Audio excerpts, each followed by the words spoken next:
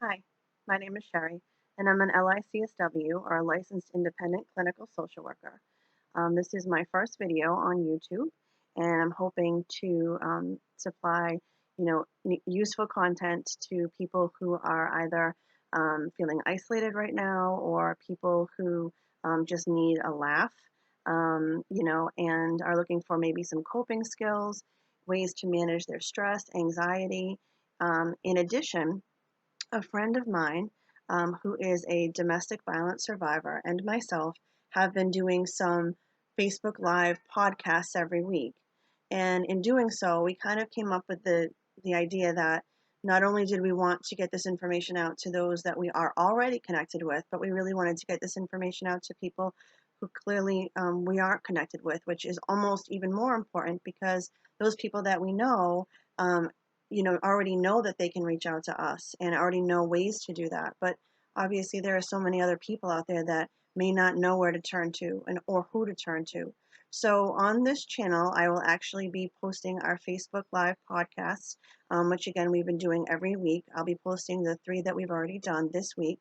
And I do encourage you to please, please, please share the information, ask questions. What we'll be doing this week actually is we're going to take the questions that we've been asked over the last few weeks, and that's going to be the focus of our Facebook Live podcast.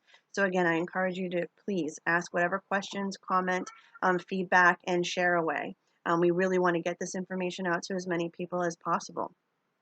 So before I wrap up today, I did want to leave you with just a little bit of information regarding ways to ground yourself if you're feeling increased anxiety or if you are experiencing a panic attack.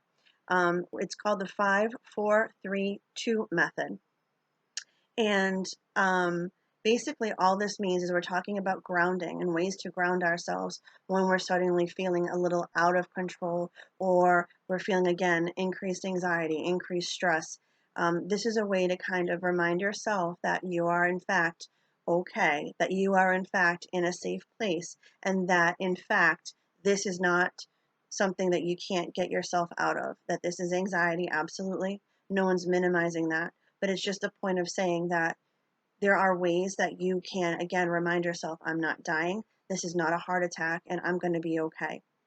So the first step is identifying 5 things that you can see in that moment. So whether that be a clock or whether, depending on where you are, for some people, it is looking at a clock because not only does that give you a frame of reference of an item that you can see, but it also gives you a frame of reference of time as well. You want to do next 4 things that you can hear. So again, um, reminding yourself if you're in, say, a grocery store and you can obviously hear people ringing up items, you can hear the carts moving. Again, reminding yourself that you're in a safe place and reminding yourself of where you are. 3 things that you can feel, and that can be anything from your feet on the ground to your shoes to a ring that's on your finger. For some people, you certainly do this with a ring. Just again reminding yourself of something that you know is real and something that grounds you. Then 2 things that you can smell. For some people, that's a little difficult depending on where they are, and that's okay. So if you're in a place where you honestly can't identify anything as far as a scent, then a memory can also work, where you remember something that is a smell that you really enjoy, whether it be, Thanksgiving dinner or a perfume that you like, or something that you put in your hair. Or some people will say they love the smell of the ocean and the beach, and if you're not able to be there, just that memory again grounds you to your space. And the last thing is something that you can taste. And again, sometimes, that sounds like a strange thing for people to say, like, okay, I'm really, in a place that I'm at my office, or, again, I'm at a store and I really don't have anything I can taste right now. One thing you can always do is take your tongue and kind of press it against the roof of your mouth. You can also, again, go back to those memories. So thinking of a food or a drink or anything that you really, really love and how that tastes, and then the feelings that you get from that.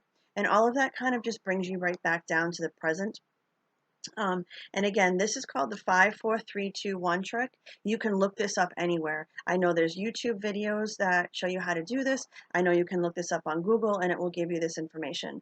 So again, I just wanted to wrap up with that little piece of information, that little coping skill, kind of just another tool to put in your tool belt when we're talking about anxiety and stress.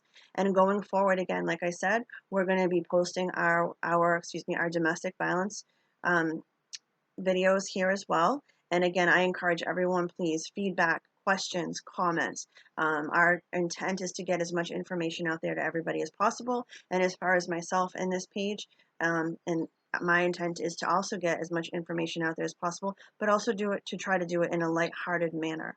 And so that's also my intention. And if anybody has any particular topics that they would like talked about, again, I am a licensed clinician, so I would be happy to help you in any way that I can. Thanks so much, and I look forward to seeing you all.